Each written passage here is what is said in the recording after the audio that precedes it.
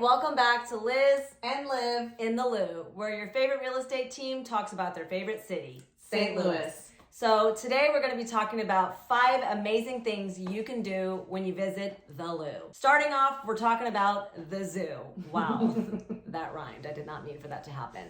But today we're going to be talking about the St. Louis Zoo, which is one of our favorite places growing up to visit, and still to this day, like, it's always a good time to just pop in for a quick zoo visit because admission is free, which is super amazing. There are some exhibits and things you have to do to pay to get into, like if you want to pet the stingrays or if you want to drive around on the train. There's a train that you can pay to go around, which is amazing because it is a huge zoo. It sits on 90 sprawling acres, and there's over 600 species of animals that you can check out. So a little bit of history about the zoo. So in 1904, us St. Louisans like to talk about the fact that we had the World's Fair in our city.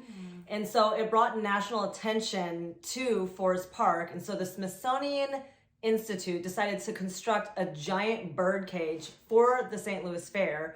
And whenever the fair was over, 10 days later, the St. Louis citizens were like, no, we like the bird cage. So they decided to keep it. They decided to buy it for $3,500. And can you imagine that investment? Because otherwise, weren't they going to just tear it down and send it back to DC where it originated? So we wanted to keep it. So keep it we did. And that was kind of like the beginning birthplace of the zoo. And then a few years later in 1910, citizens grew to have interest in establishing a zoo. So they decided to establish the Zoological Society of St. Louis. And so now we have the zoo.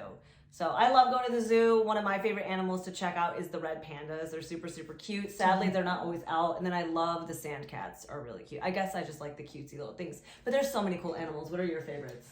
Speaking of cats, my favorite is the big cats. I love seeing the tigers and the lions and the mountain lions. Those 3 I love to stop and visit every time I go to the zoo. So definitely go visit the zoo if you come to the Lou. Up next, another great place to visit in St. Louis is Forest Park. Forest Park is a huge urban city park just located west of St. Louis. It's about 1,326 acres of lush, beautiful landscape. Within Forest Park, there is the St. Louis Zoo, the St. Louis Art Museum, the Missouri History Museum, and then the Muni, which is a beautiful outside amphitheater where they put on productions every summer, even when it's scalding hot outside. Forest Park was opened in 1876, and it is known as the heart of St. Louis, and I truly do believe that because whether you live north, south, east, or west, everyone goes to Forest Park at least once a year and multiple times. There's so much to do.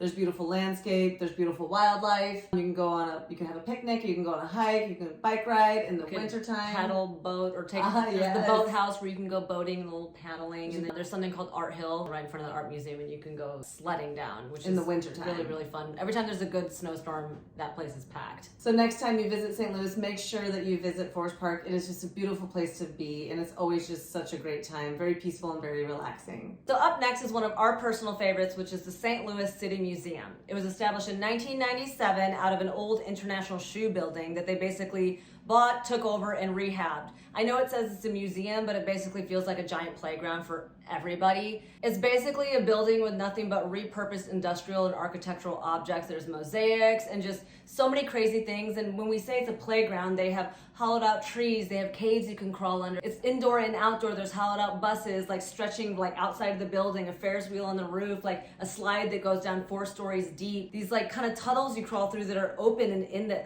they're wider tunnels, so you can see everything. So if you're afraid of heights, it might be a little freaky for you, but it's seriously a lot of fun for everybody. There is a bar, there's restaurants, there's gift shops inside it. It feels like a maze. Yeah, and it is amazing. So for admission, it's free for children 2 and under, and for general admission for the day, it's $20 per person. And I think that there's a pass you can have for the year, a season pass.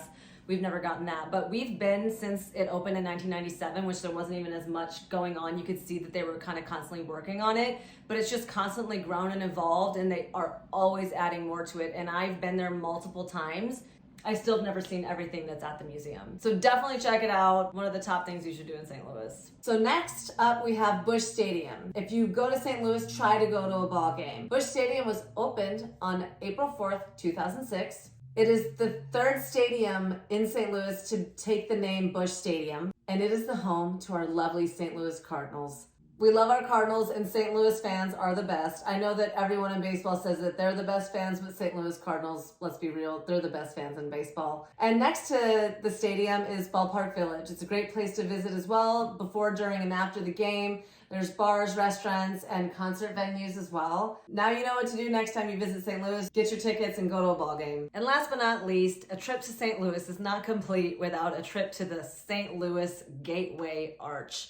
So the Gateway Arch is 630 feet tall. It is the largest arch in the world, and I do believe that it is the one thing that puts St. Louis on the map. Like, going to other cities, nobody ever knows where really St. Louis is, and we're like, it's the city with the arch, and they're like, oh, that's St. Louis. So it is a really cool monument. Growing up, like heading downtown as a kid, like it was always a battle of who saw the arch first. It is a beautiful building. Again, it's the tallest arch in the world. It is the largest monument in Missouri and tallest accessible building in Missouri. It was designed in 1947 by Finnish-American architect Aro Saarinen. They started construction in 63, they finished construction in 65, and then it was open to the public June 10th, 1967, and it cost a whopping $13 million to build, which blows my mind, especially in that time.